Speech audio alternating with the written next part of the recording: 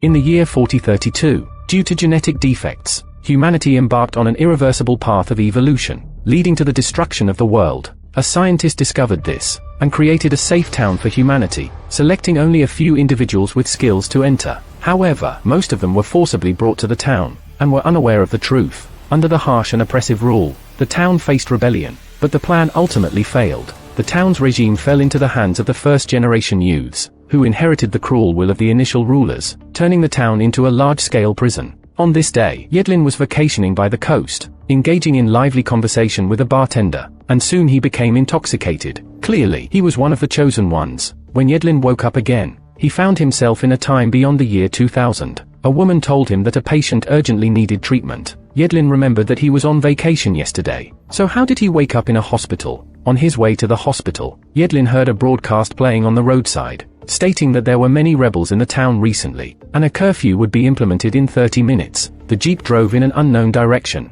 Yedlin sensed something unusual. He flipped over and quickly jumped out of the car, moving away from the area. A soldier who witnessed the scene was about to shoot, but was stopped by a woman nearby. Yedlin, who was fleeing, arrived at a house intending to report the incident, but he was unaware that the entire town was under the control of the rulers. The phone didn't connect, and the homeowner looked at Yedlin mockingly. He left the place directly. The homeowner watched Yedlin leave, and immediately dialed the reporting hotline. Alone, Yedlin ran frantically through unfamiliar streets, trying to escape the town. Soon, he was blocked by a wall, where he saw numerous bullet casings, and patches of fresh blood. Soldiers quickly arrived, and Yedlin raised his hands in surrender. Yedlin, who was captured, was quickly taken back to the hospital by the soldiers. Yedlin was very puzzled that the hospital, which was so large, had only him as a doctor. The woman told him that the only doctor in the hospital had died recently due to an accident, which was why they had invited Yedlin to treat the patients. The ruler of the town, Jason, in order to express his importance to Yedlin, Jason personally came to the hospital to receive him. He lied to Yedlin, claiming that this was an official organization's social experiment project. Coincidentally, Yedlin, who was on vacation, encountered a tornado and was rescued by the authorities. As a result, he was brought back to the town by the authorities to participate in this experiment. His wife is also on her way to the town. Currently, all he needs to do is complete the surgery in peace so that he can meet his wife. Yedlin didn't believe Jason's words, but his sense of duty as a doctor still prompted him to go to the ward and examine the patient's injuries. The woman lying in the hospital bed turned out to be Kate from the first season of Wayward Pines. At this moment, she was lying unconscious with severe injuries. Upon seeing Kate's injuries, Yedlin prepared for the surgery without hesitation. In this way, under the observation of a group of assistants and students, Yedlin successfully completed the surgery. On the other hand, Jason and Reed went to the neighboring office to discuss the recent situation in the town. Although they were trying their best to suppress the town's uprising, the so-called rebels, in their opinion, were still increasing instead of decreasing. This caused heavy losses for the town's soldiers. They were well aware that they needed to enable more people to learn medical skills in order to overcome the current situation. Just as the two of them were still discussing, the newly appointed mentor from the first season, Fisher, slowly emerged. It turned out that Fisher hadn't died, and had become one of the town's highest rulers, and she had always advocated using strict laws and violent means to eliminate these rebels. Currently, the biggest obstacle in front of Jason was a man named Ben. Ben's father, Ethan, was once the town's sheriff. 3 years ago, Ethan sacrificed himself to save the town's safety, but due to their differing governing philosophies, manipulated by Jason, Ethan became a typical rebel in the town. Ben inherited his father's beliefs, and has become the spiritual leader of the rebels. Early the next morning, Kate, who had awakened from the surgery, saw Yedlin arranging the 4 drip for her. She told him not to believe Jason's lies. Just as Yedlin was about to ask what had happened, he discovered that one of Kate's hands was tightly handcuffed to the bed. The conversation between the two was interrupted by Reed, who arrived shortly after. Reed told Yedlin to go to the town's hotel to reunite with his wife. Not long after Yedlin left,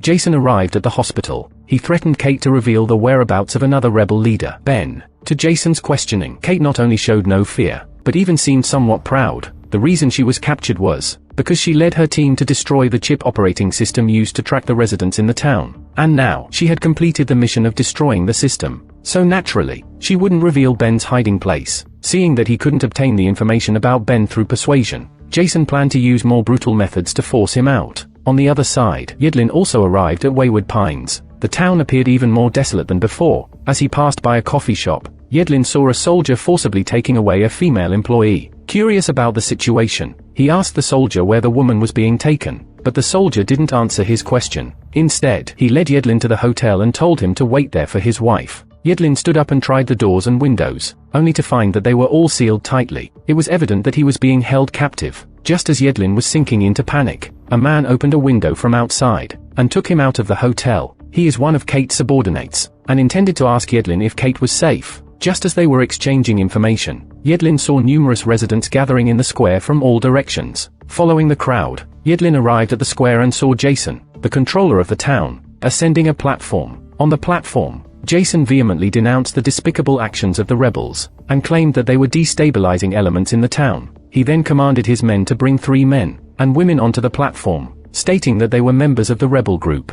Jason interrogated the 3 individuals about the whereabouts of their leader, Ben, but they remained silent. In response, Jason ordered the soldiers to publicly execute the 3 captives. As Jason's command was given, a soldier next to him pulled the trigger and executed one of the women on the platform. Yedlin, who was watching from below, realized that the executed woman was the mother of a child. Just as he was about to rush forward to confront them, he was stopped by a soldier. As Jason prepared to order the execution of the second captive, a voice of rebuke echoed through the crowd. It turned out to be Ben, who didn't want innocent people to suffer, and voluntarily revealed himself. Upon seeing Ben, Jason became energized, and immediately ordered his men to apprehend him. With Ben captured, the turmoil in the town quickly subsided. Yedlin soon found his wife, Rebecca. However, witnessing the death of a living person right before his eyes, made him realize that this place was not just an experimental site. Now, all he wanted was to leave this dangerous place with Rebecca. But before long, a group of soldiers brought him before Jason. Jason warmly invited Yedlin to have dinner together. Yedlin immediately refused, and angrily questioned Jason about what this place really was. Jason paused for a moment,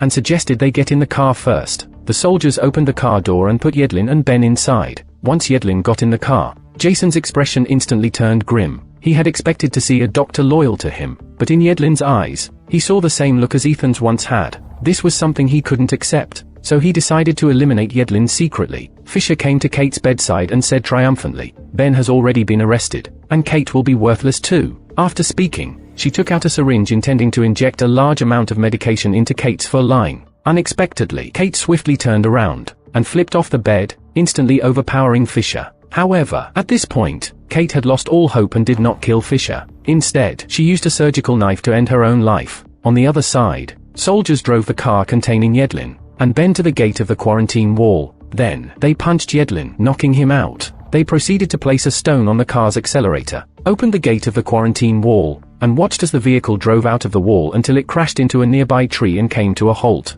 After a while, Yedlin was awakened by terrifying roars from outside. He saw numerous mutants passing by the car, rushing towards a wall. At this time, Jason in the town also noticed the abnormality outside the quarantine wall. Immediately stand up and check. Unexpectedly, this group of mutants is attempting to stack themselves up to climb over the quarantine wall in the form of a pyramid. Jason, upon learning about the urgent situation, immediately gathers soldiers and heads to the scene. Fortunately, the mutants are solely focused on rushing into the quarantine wall. They haven't noticed Yedlin and the others inside the car. The group hurriedly crawls out of the car and flees towards the forest. At the same time, Jason also leads the soldiers to the scene. Nevertheless, at this moment, some mutants have already crossed the quarantine wall and entered this area, while everyone is still engaged in a firefight. Reed, however, accidentally gets tackled by a mutant and is severely injured. The soldiers relentlessly shoot at the intruding mutants, occasionally throwing a few high-explosive grenades outside. Under the fierce firepower suppression, the mutants finally can't endure it and choose to retreat. After the mutants retreat, Jason, with a worried expression, quickly carries the severely injured Reed and heads to the hospital. But the doctor says they don't have surgical experience and can only provide basic wound care. At this moment, Jason then remembers that he just sent the surgeon Yedlin outside the quarantine wall, so he immediately contacts the soldiers to search for Yedlin. Fortunately, the camera captures Yedlin in the farmland outside. The soldiers who received the order immediately go to the farmland to pick up Yedlin. Soon, the military vehicle quickly spots Yedlin being besieged by mutants. Yedlin also understands that the military vehicle is here to rescue him. Without hesitation, he immediately jumps onto the military vehicle and returns to the hospital. Yedlin didn't immediately agree to Jason's request. Instead, he requested to see his wife first. because there are no other experienced surgeons in the hospital. Reluctantly, Jason can only agree to Yedlin's request. Soon, Rebecca is quickly brought over by the soldiers. The couple is finally reunited, yet Yedlin, whose request has been fulfilled, doesn't immediately go into surgery. Instead, he demands Jason to reveal the truth about the town. Jason, encountering such an urgent situation for the first time, is completely panicked. He hurriedly reveals the reality that humanity has been wiped out, unaware of the situation. Hearing such a fantastical story, thinks the other person is making up stories again, immediately rushes forward, grabs a soldier by the neck. It's Rebecca who persuades him with kind words, asking him to complete the surgery first before discussing further. Yedlin's medical skills are indeed exceptional. After his surgery, in just one night, Reed regained consciousness. After the surgery, Yedlin and Rebecca also went to their residence. As it turns out, Rebecca has been living in this town for 3 years. She has also learned some truths. Rebecca tells Yedlin, she believes Jason's claim of human extinction may be true, but Yedlin feels like everything is a dream. Just a few days ago, he was on vacation with his wife. Why has the world suddenly turned into an apocalypse? To help Yedlin regain his senses, Rebecca slapped him. Now, what needs to be considered is not these, because Rebecca heard, the food in the town is running out. How to survive is the top priority for everyone. In fact, the news Rebecca heard is not unfounded. For some reason, the soil chemistry concentration in Wayward Pines suddenly changed, so that no crops can survive, causing a shortage of food in the town. Therefore, they can only grow crops outside the quarantine wall, but during the harvest season, they have to send enough soldiers to prevent any accidents. The next day, a soldier reported to Jason, in yesterday's battle, he found that this group of mutants seemed to be very afraid of fire, so he suggested using fire attack during the harvest. The fact proved, the soldier's observation was not wrong. When they used flamethrowers to drive away the mutants, these mutants appeared to be very frightened, and quickly retreated. While everyone was still harvesting food, a figure suddenly grabbed a soldier. It turns out, this person is Ben, the leader of the rebels who were expelled from the town. Although they are both first-generation youths, but these soldiers chose to ignore him. After harvesting the crops, they closed the quarantine gate directly, and heartlessly left Ben in the wilderness. But Ben didn't give up. He knew the surveillance of the quarantine wall, could hear what he said. He said, according to the rules of the town's founders, first-generation individuals cannot harm each other. But Jason already harbored deep hatred towards him,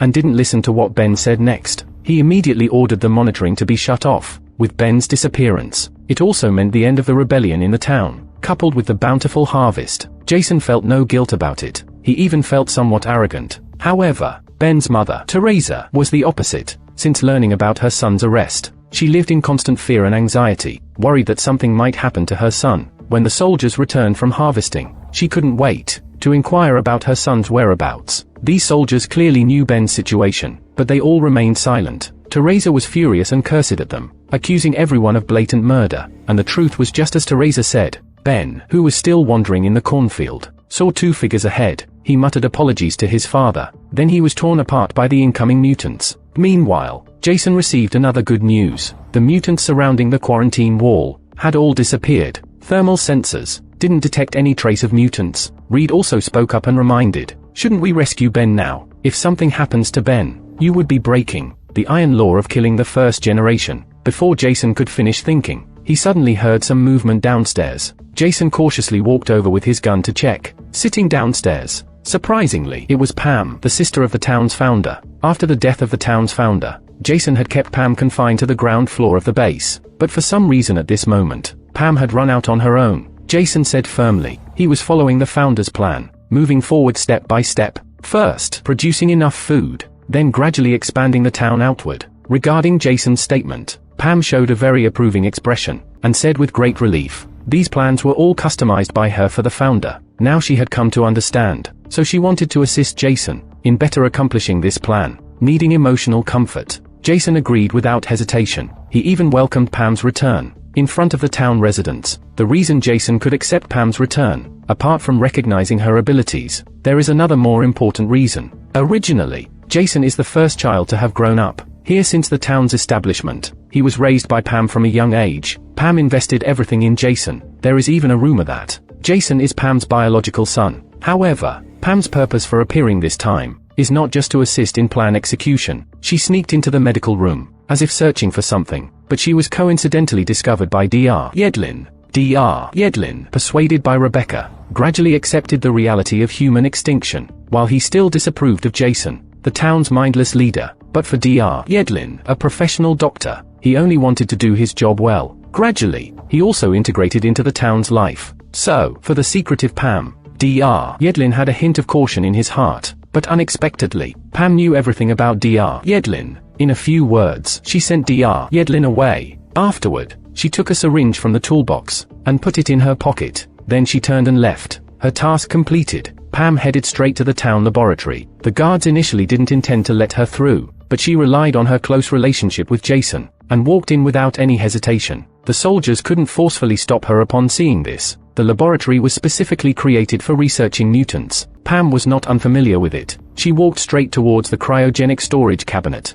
took out a bottle and stuffed it into her pocket. Just as she was about to turn and leave, she coincidentally ran into Fisher, who entered the laboratory. Since the death of the founder, she became the head of the laboratory. Fisher harbored grudges against Pam for killing the founder, so she unceremoniously drove her out. Pam saw that she had achieved her goal. Without hesitation, she turned around and left the laboratory. Soon, she arrived at her former residence, and saw the innocent residents who were hanged. Feeling immense sorrow, Pam entered the room, and took out her beloved red dress. Then she took out a syringe and something from the laboratory. Just as she was about to prepare the injection, she saw Dr. Yedlin walking towards her from a distance. It turned out that the hospital urgently needed manpower. He hoped Pam would return to the hospital to assist him. During the conversation, Dr. Yedlin inadvertently noticed the syringe on the bed, but he didn't pay much attention. He turned around and quickly left. After Dr. Yedlin left, Pam seemed to make an important decision. She solemnly picked up the syringe and injected its contents into her own body. On the other side, Jason was discussing with a group of core members about expanding the town while mutants were absent. At this moment, Pam walked in wearing a long dress. She warmly greeted Jason first, and then sat down on the side, intending to join the discussion. Just as Pam settled down, Dr. Yedlin walked in with a serious expression. He instructed everyone to stand up and maintain distance. He needed to perform a virus test. Fisher, who followed closely, immediately accused that Pam wanted to kill everyone. Just a moment ago, laboratory staff accidentally discovered a vial of smallpox virus went missing. Fisher connected it to Pam's visit to the laboratory, so she immediately called Dr. Yedlin. Dr. Yedlin also remembered the syringe he saw at Pam's house. He suspected she was likely to spread smallpox, so he immediately went to the laboratory to stop Pam's actions. Pam saw that her plan was exposed, and no longer concealed her intentions. She openly stated her original intention of grooming Jason as a leader was to lead Wayward Pines towards a peaceful outcome, but Jason's brutal rule during this period disappointed her greatly, so she planned to use smallpox virus to destroy Jason and his group, and bring Wayward Pines back on track. Pam regrets not being able to educate Jason properly. Jason became more rebellious when he was young. Coincidentally, he met Fisher. Under the influence of Fisher's brutal ideology, Jason and Pam's ideologies drifted apart, ultimately leading to the irreversible situation we have now. Pam's pathological test report came out quickly. Fortunately, it was discovered in time. The smallpox virus was still in its incubation period. It didn't infect anyone. This action increased Jason's fondness for Dr. Yedlin, but for Pam, who was both a mentor and a mother figure, Jason chose to bid farewell to her personally. And so, another brave warrior has left the world forever. After experiencing this, the second-generation ruler of this town grew up overnight. He gathered the core members and started discussing the expansion of the town. As an elder of the town, Jay holds great respect. Initially, he prevailed over all dissenting views and chose to grow crops outside the quarantine wall. Jay proposed, first, find suitable locations outside for crop cultivation. This would solve the issue of population expansion. He also mentioned the founding members had sent out 12 volunteers to search for clues from different directions. Considering the time, it's time for them to return. During the conversation between a few people, the surveillance room displays an unidentified creature is approaching slowly. The soldiers instantly become vigilant. They rush to investigate. To their surprise, it turns out to be two humans. Fortunately, the soldiers recognize the two individuals. Without conducting an inspection, the soldiers let the two people inside the fence, and one of them is David, one of the 12 volunteers. The other person is Xander, a former trusted member of the rebel forces. A few days ago, Xander was driven out of the town. Unexpectedly, he had a stroke of luck. After being surrounded by mutated creatures, he didn't lose his life. Instead, he was kept as food by the mutated creatures. When he woke up, he found himself trapped in a massive cave. Before he could fully regain his senses, a mutated creature jumped in, driven by survival instinct. Xander unleashed astonishing strength. He managed to kill the mutated creature. He finally managed to crawl out of the cave. He went to a nearby stream to drink water. Unbeknownst to him, there was a figure slowly approaching behind him. Fortunately, the approaching person was Adam, one of the volunteers. 3 years ago, Adam was sent out by the founders to gather various clues about the mutated creatures and the surviving humans, surviving in the incredibly dangerous apocalypse until now. However, only Xander, one human, has been found so far. After discussing, the two of them decided to return to Wayward Pines first and then decide. In order to survive, Xander, who returned to the small town, told Reed, in front of everyone, that he wanted to turn over a new leaf and start afresh. He also mentioned that the mutated creatures were not mindless beasts. Adam, who had been away for years, due to his poor physical condition, needed to undergo a thorough examination at the hospital. The numerous scars on Adam's abdomen signified the hardships he had endured over the past 3 years. Fortunately, all of this had paid off. He referred to the mutated creatures as not enemies, but rather replacements for humans. After saying that, taking advantage of Yedlin's departure, Adam stood up unsteadily and left the hospital.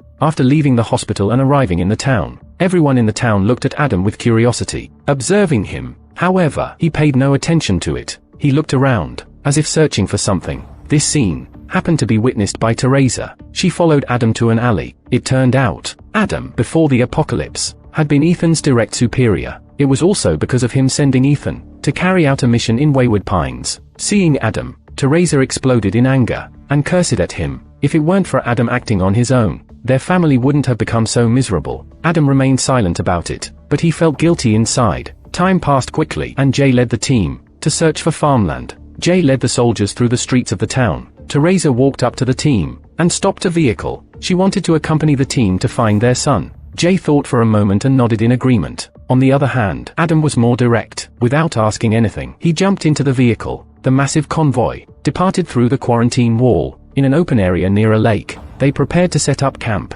While the soldiers were busy, Teresa found Adam and asked him if he could help her. Adam didn't say much. He just nodded. So, Teresa mentioned that Ben was probably near the farmland. In the middle of the night, Adam, alone, carrying his weapons, headed towards the distance. It's unknown how much time passed. Teresa was awakened by rustling sounds outside. She walked out of the tent and looked. It turned out Adam brought back a corpse. Teresa also understood that she would never see Ben again. Her hopes and expectations were shattered in an instant. She coldly looked at the people around her and silently walked back to her tent. The scene shifts to Wayward Pines. A young man was staring blankly at a carousel, but for some reason, the carousel suddenly stopped. A mutant stood up from inside and stared at him menacingly. The young man, who was still wandering the streets, suddenly noticed behind the powerless carousel, a mutant appeared. Fortunately, patrolling soldiers noticed the abnormality here in time. Jason, the leader of the town, was ready to kill it directly. Reed confirmed that it was actually a female mutant, so the two of them decided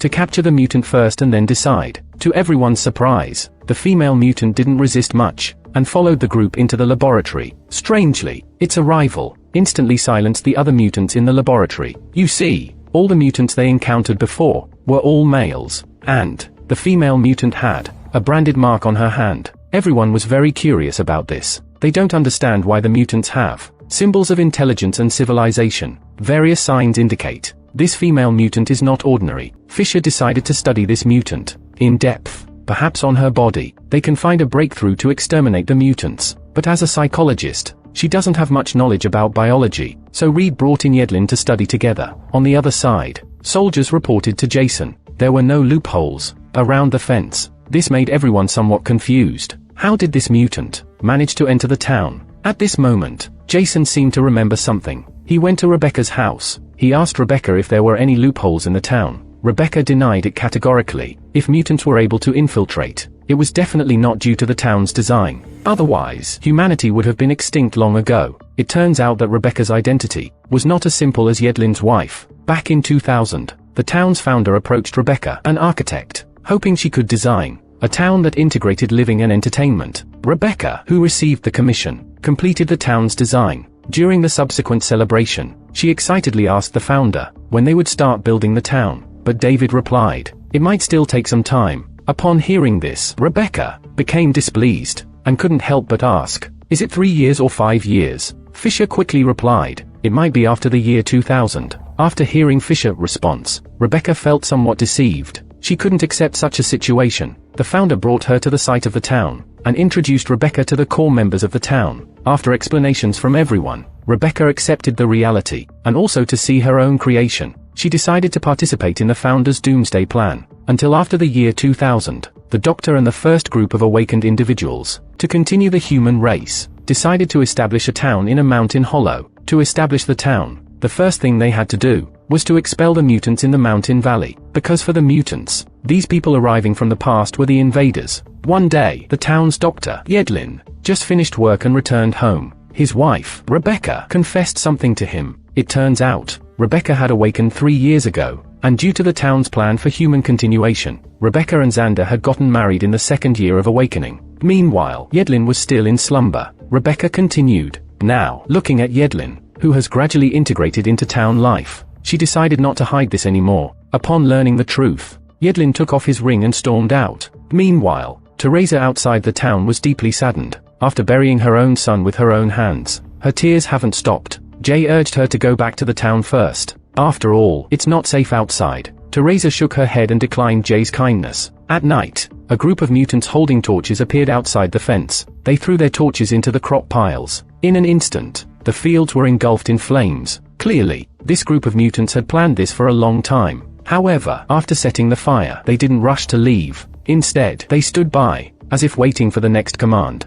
News of the attack on the farmland quickly spread among the town's residents. Soldiers hurriedly returned to their posts. All male residents were mobilized to the fire station. Yedlin also rushed to the hospital. At this moment, the medical staff here were preparing, because they knew what awaited them next would be a battle of life and death. However, the first to suffer were Jay and others who were still near the farmland. Adam immediately shouted a warning upon seeing the fire in the fields. Unfortunately, it was too late. Countless mutants stormed into the camp. Instantly, chaos ensued. In the midst of the chaos, Teresa was also attacked by mutants. Although Adam rescued her in time, she was still seriously injured. Just when everyone was struggling to hold on, reinforcements brought by Jason arrived in time. They immediately engaged in battle with the mutants, but the mutants' onslaught was exceptionally fierce. The group couldn't find time to put out the fire. When they drove away all the mutants, the farmland had already disappeared in the raging fire. Jason collapsed in pain on the ground, because he was well aware the town entered the countdown to destruction.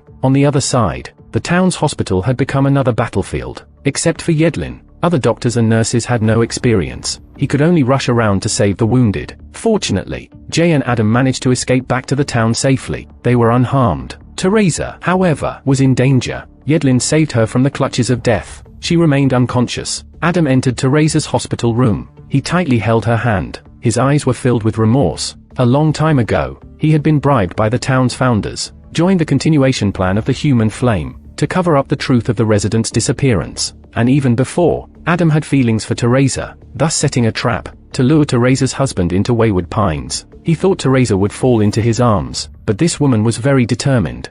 In order to find her husband, she and her son entered Wayward Pines. At this moment, Adam finally realized, if not for his greed, Teresa and her family would not have ended up in such a tragedy. In a daze, Teresa also heard Adam's confession. She withdrew her hands in disgust. In her mind, she recalled the happy times with her family. She quietly departed from this world. Back in the town, Jason sat in the hospital, stunned. Clearly, he was deeply affected. He couldn't understand. The mutants had already been repelled. Why did they reappear around the town? Assistant Reed comforted Jason when he found him. As the leader of the town, you shouldn't be saddened by a setback. He must bring hope to the people. Upon hearing this, Jason's spirit lifted. He immediately called for a meeting with the senior officials. The captain of the guards reported his situation first. In this ambush, a total of 35 soldiers were sacrificed. This left him with insufficient soldiers. Nevertheless, this is not the worst part. Jason discovered that these mutants are not completely unintelligent beasts. Since the last time they witnessed soldiers using fire attacks, they have learned how to use torches. But faced with the evidence before his eyes, Jason still doesn't believe that these mutants are an intelligent species,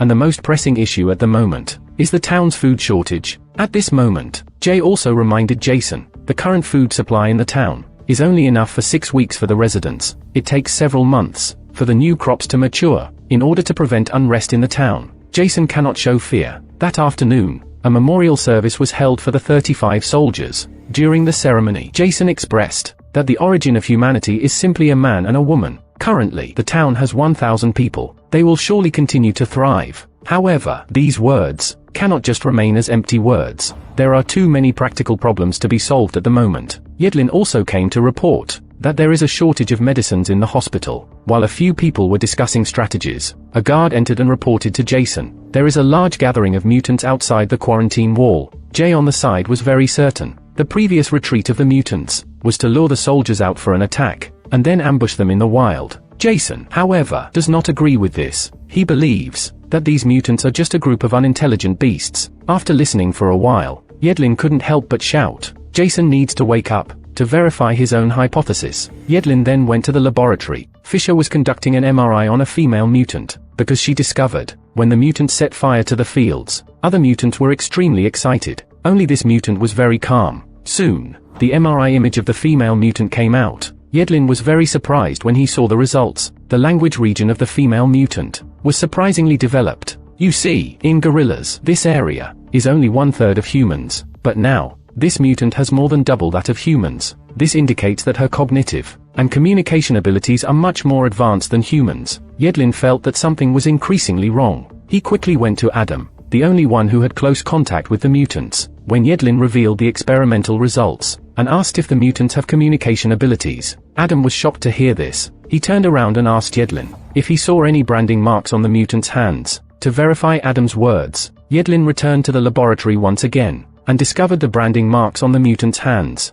This further strengthened his belief. The marks were clearly designed and branded by the intelligent species. Yedlin even speculated that the reason the female mutant infiltrated the town might have other plans. Adam suddenly burst into the laboratory. He shouted to release the female mutant. Yedlin quickly stopped him. Adam said that he had personally witnessed a group of mutants spending months creating a pattern. This special pattern symbolizes status and civilization within the mutant tribe, and this female mutant is highly likely the leader of the mutants. The group outside came for her. Yedlin suddenly remembered that the language area of the female mutant is much more developed than humans. The lack of communication is currently the barrier to solve the town's problems. Yedlin decided to negotiate and find a resolution with the leader. The first issue to address is the language barrier between them. Yedlin took out several cards with patterns, and repeatedly indicated the meaning of the items in the pictures. If the mutants answered correctly, they would receive food as a reward. What surprised Yedlin was, in just a few hours,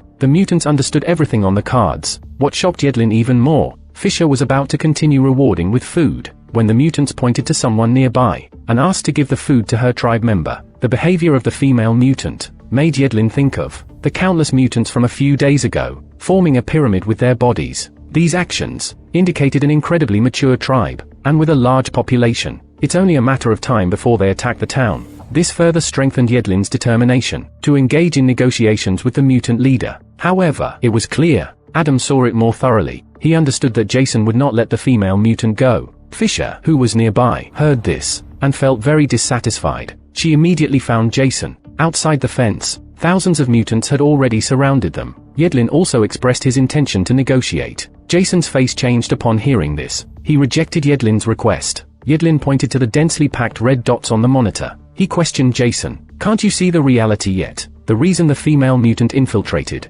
was to learn about human social consciousness, and to prove their point." Yedlin demonstrated the cards again. The mutants also cooperated actively, expressing their willingness to negotiate. However, Jason believed it was just a trick by Yedlin. He thought most animals could do it. Yedlin, seeing the situation, decided to take a risk. He opened a mutant's lock nearby, and slowly reached out his hand. Just as they were about to be attacked, the female mutant intervened in time, but this made Jason very angry. He shot and killed several mutants. When it was the female mutant's turn, Yedlin grabbed the gun. Yedlin disapproved of Jason's reckless behavior. His assistant, Reed, who was nearby, couldn't bear it. He suggested trying something. This also embarrassed Jason. He angrily left the laboratory. Yedlin, looking at the bodies of the mutants on the floor, he felt exhausted. Fisher, by the side, expressed understanding towards Jason, as he had been influenced by the founder for a long time. Jason would never bow down to such lowly creatures as mutants. Now Yedlin doesn't have a better solution. He silently left the laboratory, but Yedlin still didn't realize. He found Jason with a group of people, and asked about the identity of the suspect. If we were to say that the person with the most authority is Jay, because this man had spent 2,000 years witnessing the destruction of human civilization and the rise of mutants, while the chosen lucky ones were still in slumber. Only he would wake up every 20 years and utilize the 24 hours to maintain the equipment in the base and make use of everything possible to understand the outside world. Initially, he could still use satellites to observe different countries and fight against a new type of virus. Yet, 400 years later, many countries disappeared due to large-scale weapons and severe natural disasters. Afterward, Jason started going outside to monitor climate and environmental changes. He discovered that animals had mutated. Occasionally, he would also see isolated humans, but for the safety of the base, he had to resort to killing. Until the year 3214, Jay no longer received any information from the outside world. This also indicated that human civilization had come to an end. In Jay's heart, a wave of unspeakable loneliness surged, although he only woke up for 24 hours each time, but it had become an ordeal for him. Fortunately, the belief in preserving the human spark sustained him, and he persevered. In an instant, the year turned to 4012. According to the plan, Jay awakened the founder and the first group of core members. Prior to this, he had conducted a series of tests on the soil and other factors, confirming the current environment, which had regressed to pre-industrial revolution levels. The founder looked at everything and felt extremely excited. Just as he was envisioning the future, a mutant appeared in their field of vision. Jay quickly advised the founder not to get excited, stating that they were like any other wild animals and wouldn't attack humans unless provoked. The founder stated that in order to establish a human habitat, they needed to drive away these mutants. Jay had concerns about encroaching on the mutants' territory. He raised objections, but the founder didn't care. He believed that these mutants were just a group of mindless beasts and wouldn't have any territorial awareness. In this way, under the founder's ruthless methods, Wayward Pines was established. After the first batch of awakened residents moved into Wayward Pines, Fisher prepared to hold a welcome ceremony and inform the residents about the destruction of civilization. Jay was worried about this. After spending 2,000 years, he still couldn't accept the fact that the original world was destroyed, so these newly awakened people couldn't accept it just like that. However, faced with the founder's orders, Jay felt powerless. His concerns turned out to be true. The town's residents, upon learning the truth, quickly descended into chaos. The first-generation residents perished in fear. Up until now, the town has awakened 3 batches of humans, which has triggered a strong retaliation from the mutants. Jay faced Jason's inquiry. He was naturally well aware, but it was already too late. On the other hand, Fisher, who was working, suddenly felt dizzy. She looked down and saw a horrifying wound on her paralyzed leg. Blood flowed like a river on the ground. She turned around and found the female mutant standing behind her. It turned out that during Dr. Yedlin's experiment, the female mutant had already memorized the password and escaped. When Dr. Yedlin arrived at the lab, he found only Fisher's body. He immediately sounded the alarm. Jason, upon learning about this, was very angry. He immediately ordered the soldiers to conduct a thorough search here. Despite everyone's efforts, they still couldn't find any clues, because even before Jason sounded the alarm, the mutant had already escaped the lab. It ran through the dense pine forest, heading towards the direction of the town, seeming to have full confidence to escape through the town. Meanwhile, Jason and others who searched the lab didn't find the presence of the female mutant. Dr. Yedlin immediately went up to persuade that they couldn't let the mutant just leave like that. Once it returned to its group, the consequences would be dire. He immediately gathered all the town residents for a search. Not long after, the town's alarm started ringing. Once the alarm sounded, everyone must immediately return to their homes. Even the students who were still in school returned to their classrooms. After everyone returned to their homes, the propaganda vehicle started broadcasting continuously. A mutant escaped from the lab. If there are any clues, they need to be reported immediately. Even some young and strong boys were forcibly recruited. What surprised everyone was, the female mutant had already entered the town. Taking advantage of a distracted soldier, she killed him directly. She then dragged the body into the pine forest. The town soldiers noticed the mutant's movements. They immediately aimed and pulled the trigger, firing a barrage of shots. Fortunately, the mutant was agile, evading all the bullets, and then disappeared. Meanwhile, as a former core member of the rebellion, Xander was not stingy. He took out his hidden weapons and distributed them to everyone, hoping everyone present would participate. Rebecca, who was the designer of the town, stood aside and pointed out to everyone the areas to be searched next. Xander speculated the mutant must pass through the entry route to escape again. But where is that route? Rebecca determined it can only escape through the saw pipes. As for which specific one, They need to find the original blueprints. To make a judgment, she had to go to Jason's office to retrieve the information for verification. Before leaving, Xander said to Rebecca that their safety should be the priority. It turned out she was already pregnant. On the other side, after hearing the broadcast, realizing the seriousness of the situation, he found Dr. Yedlin and decided to search for the mutant together. As the two searched in the pine forest, they discovered bloodstains on the leaves. They followed the blood trail and searched for a long time in the forest, but only found the body of a soldier in the end. They wasted a lot of time. They realized they had been tricked by the mutant. Dr. Yedlin speculated the mutant intended to cross the town and escape through a loophole in the south, but Adam believed it was a trap set by the mutant, so they decided to split up immediately. However, neither of them anticipated that the mutant hadn't left the town. She occasionally appeared, causing considerable trouble for the guards. When the mutant showed up again, she coincidentally encountered Rebecca, who had obtained the blueprints. Just as it was about to attack, it sensed that Rebecca was already pregnant, which made the mutant hesitate. Suddenly, a gunshot was heard. It turned out Xander had shot and injured the mutant. The injured mutant immediately fled into the distance. Rebecca with the blueprints and Xander quickly returned to the room and compare the underground pipes with the blueprints. They quickly find a location closest to the quarantine wall. The mutants outside only need to dig a few meters of caves to enter inside the fence. The group's speculation was correct. The injured mutant didn't dare to stay in the town for long and headed straight towards the entrance of the tunnel. The reason it caused chaos in the town was actually to prevent the townspeople from discovering the tunnel. But unexpectedly, Adam had been waiting here for a long time. But when he saw the mutant, he hesitated for a moment and slowly lowered his gun, and then astonishingly followed it into the tunnel together. As soon as he crawled out of the tunnel, he witnessed a horrifying scene. Groups of mutants were roaring at the entrance, as if they were about to tear him apart in the next moment. Fortunately, a roar from the leader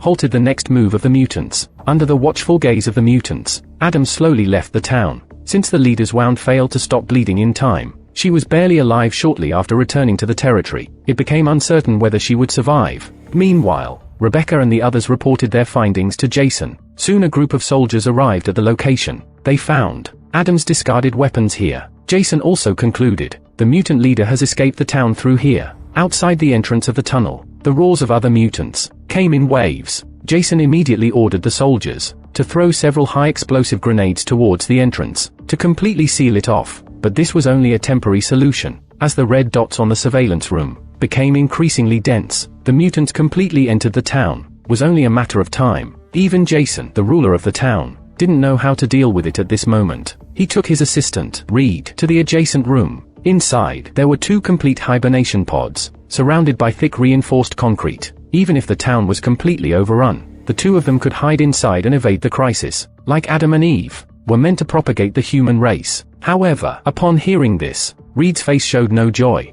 As it turned out, during the previous attacks, Dr. Yedlin had performed a full-body examination on Reed and discovered that she had completely lost her fertility. Reed admitted that she was afraid and hadn't told Jason the truth. In Wayward Pines, procreation was the most important thing. Unable to conceal it any longer, she revealed everything. Although Jason didn't immediately blame Reed, he made changes to the plan for human continuity as a result. Through the surveillance, Reed saw the injured mutant leader. Reed wondered if it would be possible to end this chaos by killing the leader. Jason immediately interrupted her impractical idea, because Jason was well aware that even if the leader died, this group of mutants could still choose another leader. The destruction of the town was only a matter of time. Jason seemed to have already figured out. He ordered Reed to bring Dr. Yedlin and Jay. Witnessing Jason pushing the town towards destruction, Dr. Yedlin had long been disappointed in him. He went to the bar and found Xander, hoping to get his help. Xander expressed his willingness to help Dr. Yedlin, but the most pressing issue at the moment was the group of mutants outside the fence. While the two were talking, Jay found Dr. Yedlin and invited him to meet with Jason. At this moment, Jason stood by the window. The once spirited young man now appeared somewhat despondent. He had also come to terms with reality and did not propose a showdown with the mutants. He put forward an idea that surprised even Dr. Yedlin. We'll go back to sleep. All of us.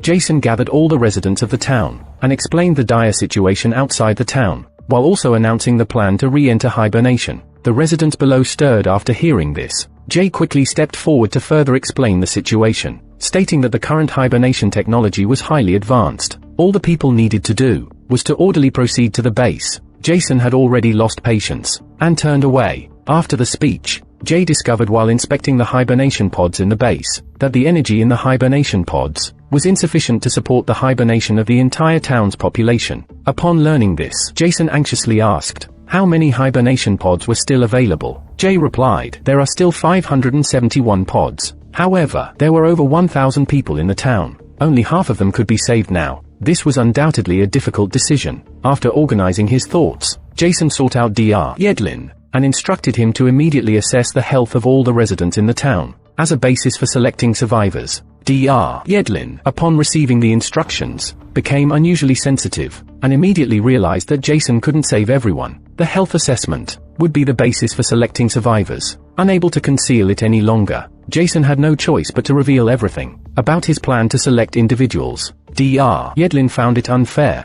and believed that the drawing of lots would be the fairest method. Jason immediately countered. As the leader, he had to choose skilled individuals like Dr. Yedlin and the first-generation residents in order to continue the seed of humanity. Upon hearing this, Dr. Yedlin immediately spoke up. Since that's the case, Reed is already unable to conceive. Shouldn't she also stay here? Jason's eyes widened in anger upon hearing this, and Reed happened to enter at that moment. She interrupted their argument, and Jason's expression instantly changed. He just greeted her and turned around to leave, but Dr. Yedlin couldn't hold back and revealed the hibernation pod situation and suggested that Jason might abandon Reed. The best solution now would be to eliminate Jason, but Reed firmly believed that Jason wouldn't do that. Dr. Yedlin continued, Jason's love is not for you but for being a founder. It's evident. Dr. Yedlin intended to sow discord between the two. After leaving, Jason entered the office and started screening residents with special skills one by one. He found a top-secret document of Founder at the bottom of a box, but when Jason finished reading its contents, he was shocked and his eyes widened. He immediately threw the document into the trash can. In the document, it recorded something that horrified him. In the final stage of the Doomsday Plan, the Founder devoted all his energy to finding the next generation of leaders, and the best candidates undoubtedly were those infants with excellent genes. Therefore, he sought out many single pregnant women, and eventually targeted an elite family. He successfully persuaded this family and their daughter. The expectant mother was a kind and exceptionally intelligent girl. The Founder was very pleased with this. However, to his surprise, just 10 days before the Doomsday Plan was to commence, the designated second-generation leader unexpectedly passed away. Now, he had to immediately choose a new candidate, but there's not much time left for him. In a hurry, he had no choice but to go to the maternity hospital, offering a large donation as a price in exchange for a newborn baby. But what was completely unexpected, the mother turned out to be Reed. Although Reed was born into a common family, her intelligence and eloquence impressed the Founder greatly, convincing that Reed would be the best support for the second-generation leader. Thus, he made a bold decision on the spot to bring Reed to Wayward Pines and alter her information, completely concealing her true identity as the mother of the second-generation leader. Jason happened to come across this information, and he was quite interested in the person mentioned in the document. He immediately ordered his subordinates to awaken the sleeping Reed. Even though they were mother and son, Reed's awakening time was more than a decade later than Jason's, so there was no sense of discord when they stood together. Thus, this most harmonious partnership was born. Until now, Jason came across the secret files left by the Founder, and only then did he learn the truth. At that moment, Reed also entered the office. She was somewhat shaken by what Yedlin said, and she intended to test Jason to see if he was really planning to abandon her. But at that moment, Jason had no time to think about such matters. He assumed that Reed had concealed the fact that she was his mother, but this woman was innocent. The Founders hadn't revealed the whereabouts of the child at that time. Because of this, the two of them had a big argument, even resorting to physical violence. After the gun went off, Jason lay weakly on the ground, while Reed anxiously looked at him. On the other side, the residents of the town had been arriving at the entrance of the base, intending to enter the sleep pods as soon as possible. However, the soldiers hadn't received orders, so they couldn't allow entry for the time being. As time passed, more and more people gathered outside the base, all of them looking towards the base, unaware that half of the people would be ruthlessly abandoned. Outside Wayward Pines, a few mutants were gathered around their barely conscious leader. One mutant used a heated wooden stick to treat her wounds, then bandaged them with leaves, while also feeding her an unknown liquid. This was how the mutant tribe treated wounds. It was not until nightfall that the leader regained consciousness, once again becoming energetic. It shifted its injured body and looked down below. At this moment, mutants had already crowded together below, as if they could overrun Wayward Pines at any moment. The injured Jason was quickly taken to the hospital. Although the experienced Dr. Yedlin performed the surgery, he couldn't save Jason's life. Dr. Yedlin walked out of the hospital with a sad expression, announcing Jason's death. Everyone's face showed a sense of regret. Dr. Yedlin continued to advise everyone to follow Jason's final wish, to evacuate the town in an orderly manner, leaving behind the seed of humanity. However, the assistant questioned Dr. Yedlin's intention to kill Jason, as during the surgery, he hadn't drained the blood. Such a basic mistake couldn't possibly occur with Dr. Yedlin's vast experience. The assistant also noticed at the same time, Jason's blood type was very unique. Except for Jason, the entire town, only Reed had this blood type. This made Dr. Yedlin suspicious, so he went to Reed to explain the situation. A few days after Jason was born, Reed's child was also brought here, and the entire town had only these two individuals with the special blood type. Even a fool could understand what this meant. Reed also realized that Jason was her own child. Reed felt unable to accept it. Dr. Yedlin's assistant, Auntie, also heard some news about evacuation. She immediately mentioned that she had done many jobs, urging Dr. Yedlin not to abandon her. These words also reminded Dr. Yedlin of something. He immediately went to Jay, who had become the temporary leader, but to his surprise, Jay was still using Jason's list, prioritizing individuals with special skills. Dr. Yedlin immediately expressed his disagreement. Jay, in turn, asked Dr. Yedlin if there was a better solution, even if it meant to draw lots. There was no time left, and no one could guarantee when the mutants would attack. Dr. Yedlin was suddenly speechless, realizing that the list was already set. Outside the town, a large number of mutants were preparing to attack the town. Inside the town, residents were also being escorted in batches to the base, and everyone was asked to only bring valuable items. Since the list had already been decided, many people were left behind at home. Although the soldiers knew the truth, they did not reveal this harsh reality to the people staying behind. Instead, they lied and said they would leave in the next batch. As for those selected, they started entering the sleep pods in an orderly manner. The town's life had long stripped them of their ability to make choices, and they could only follow orders and enter one by one. Reed was relatively lucky. Due to Jason's death, a sleep pod became available. As someone unable to conceive, she wasn't on the list, but now she got a position in the sleep pod. The evacuation at the school was also nearing completion. Originally, as a first-generation member, everyone should have been taken away, but a few people were still left, because these few individuals showed some resistance to the reproduction plan. Meanwhile, soldiers arrived at Rebecca's house, preparing to take her to the hibernation pod at the base, but Xander was stopped, and the soldier explained that there was a sequence for entering the hibernation pods. Xander had to wait for the next batch of people. Rebecca questioned this, strongly wishing to leave with Xander, yet Xander seemed to realize something, and pulled Rebecca aside to advise her. This convinced her to get on the vehicle heading to the base. At that time, the town's evacuation was nearing completion, and Jay found Dr. Yedlin, asking him to go to the hibernation pod at the base. However, Dr. Yedlin refused the invitation, as he was already too disappointed with the town. He believed everyone should have their own life, the right to make their own choices, instead of being brought here against their will. Even if humanity was on the brink of extinction, at least 2,000 years ago, everyone had a complete life. Disillusioned with life, he decided to give up the chance to enter the hibernation pod, and make his final contribution to the continuation of humanity. He took out a recording device to document his final words. The laboratory contained various famous strains of human history, and Dr. Yedlin planned to inject himself with the virus, to perish along with the mutants outside. Inside the town, the residents who were not taken away now realized they had been abandoned. Xander walked on the road, witnessing many people starting to burn, kill, loot, and vandalize, expressing the consequences of their abandonment. There was even a group of people charging at the base's fence, after a soldier had escorted the last few individuals inside, and was actually killed by enraged residents. Jay took out his gun and fired warning shots into the air, scaring away the residents charging at the fence, causing them to flee in fear. Xander, who was drinking alone, encountered a rational young man, and the two abandoned individuals began comforting each other. Suddenly, a pickup truck sped towards them, and to their surprise, Dr. Yedlin was inside the truck. Due to the recent riot, there was an extra spot in the hibernation pod, along with his own spot. It was just enough for both of them to enter. After dealing with everything, Dr. Yedlin went to the laboratory to carry out his destructive plan, only to find that the prepared strains of virus had disappeared. It turned out that Reed, who was supposed to enter the hibernation pod, after learning about Dr. Yedlin's plan, had injected all the strains of virus into herself. Ever since Reed learned that Jason was her son, She lost the will to live. Continuing to live would only cause her more suffering. Furthermore, Reed believed that Dr. Yedlin was the town's hope. Thus, she decided to take Dr. Yedlin's place and continue the plan. Before parting ways, Dr. Yedlin handed Reed the prepared painkillers, and instructed her to use them before stepping outside the quarantine wall, which would alleviate her pain in dying. At this moment, only the final group of people entered the hibernation pods. Dr. Yedlin made his final speech in front of everyone. In the town, he witnessed the distortion of human nature, but also saw the brilliance of human nature. He hoped that in the near future, human civilization would continue to thrive. He then entered the hibernation pod. Jay began the final cleanup work, shutting down all the power sources, leaving only the energy for the hibernation pods. Nevertheless, at the last moment, he hesitated. He could have pressed the termination button, and humanity would be doomed. Fortunately, he didn't do it. Carrying the last shred of hope,